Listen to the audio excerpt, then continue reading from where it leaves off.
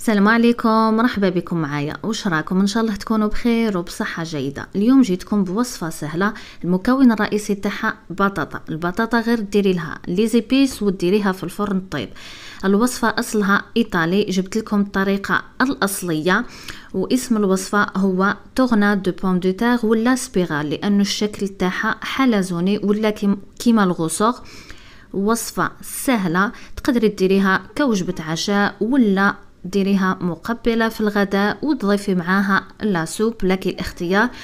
هذه راح يحبوها الولاد بزاف لانه تجي مقرمشه من برا وطريه من داخل. هيا نشوفوا مع بعض الطريقه. اول حاجه البطاطا راح تجيبي حجم متوسط، تقشريها وتحطيها في الماء مده 10 دقائق، بعدها تنحيها من الماء وتحاولي نشفيها مليح بالبابي ابسوربون. عندي اعواد الشواء، نحاول ندخل العود تاع الشواء في البطاطا، نديرو في الوسط وندور العود. يعني الطريقه جد سهله. كاين دي ماشين تحطوا فيه البطاطا وراح تخرجها لكم على شكل رسور، وكاين ايضا مبرات. مي انا درت طريقه سهله وبسطتها.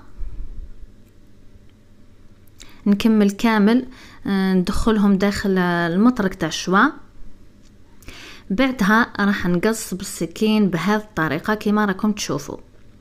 نحاول ندير دوائر بلا ما نخرج السكين، وايضا نميلو شويه باش نتحصل على غصوغ.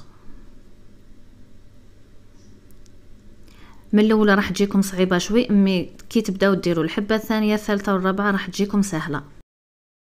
اذا ما قدرتيش تحكمي الحبه وتقصيها، تقدري تحطي فوق بلون دو طرافاي وديري بشويه كما راكم تشوفوا. السكين تاعي دائما نميلو شويه وندور.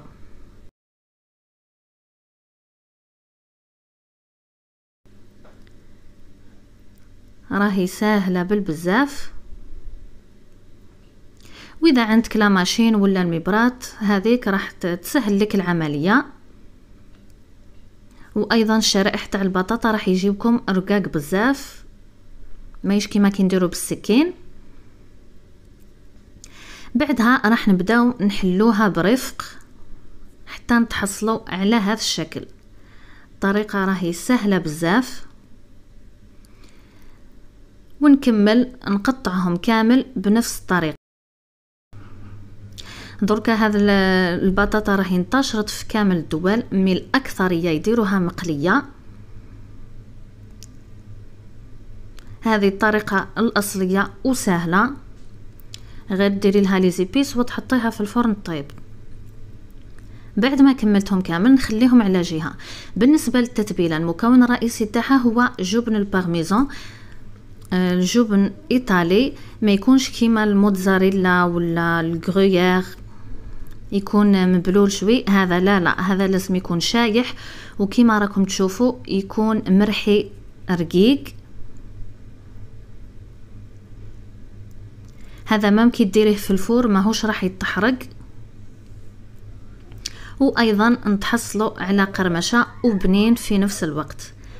راح ندير حوالي 3 ملاعق ولا 4 ملاعق اكل، لازم تكون مملوءه. نحاول نحلو شويه بالملعقه.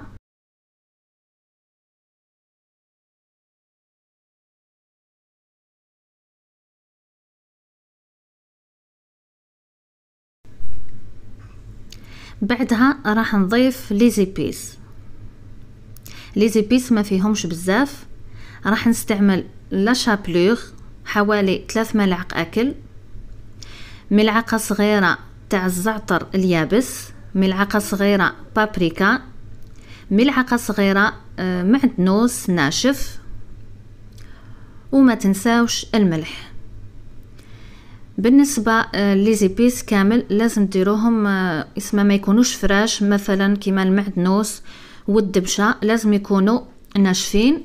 واذا بغيتوا زيدوا الثوم والبصله بودره. انا ما كانوش عندي ما درتهمش.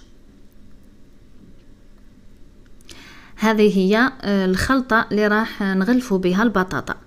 بالنسبة لهذا الخلطة راح ندهنوا بها البطاطا. عندي زيت زيتون، الكمية ماهيش محدودة، المهم تدهنوا الكمية اللي عندكم كامل تاع البطاطا. ودرت فيها 3 سنات تاع الثوم، فصوص تاع الثوم، خليتهم ربع ساعة في زيت زيتون. بعدها نستعملوها وندهنوا البطاطا. لازم تتأكدوا باللي كامل مدهونة بزيت زيتون هكا باش نديروا لها الخلطة تاع البارميزان تكون كامل مغلفة بالبارميزان ولا شابلور. بالنسبة اللي ما عندهاش زيت زيتون تقدري ديري الزبدة تذوبيها ولا ديري زيت عادي.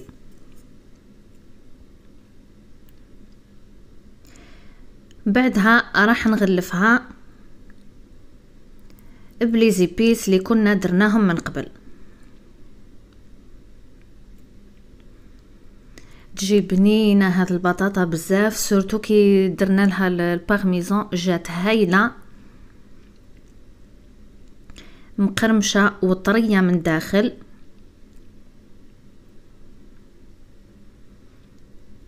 لازم تتاكدوا باللي غلفتوها مليح. نكملهم كامل وراح نحطهم فوق ورق الزبده. لازم ديروا ورق الزبده هكا باش ما تلصقش من بعد كي طيب.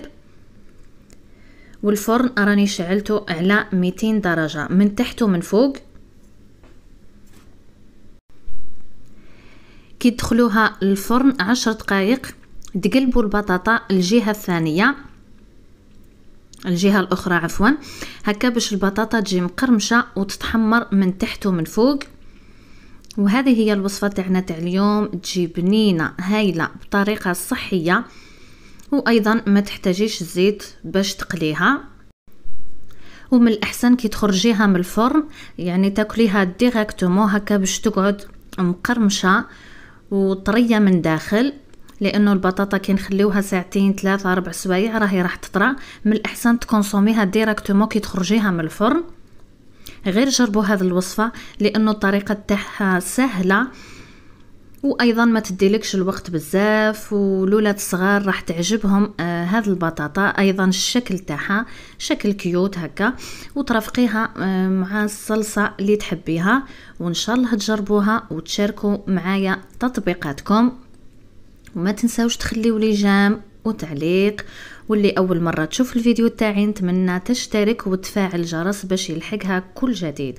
نقولكم في امان الله، نلتقي ان شاء الله في فيديو اخر مع وصفات اخرى. السلام عليكم.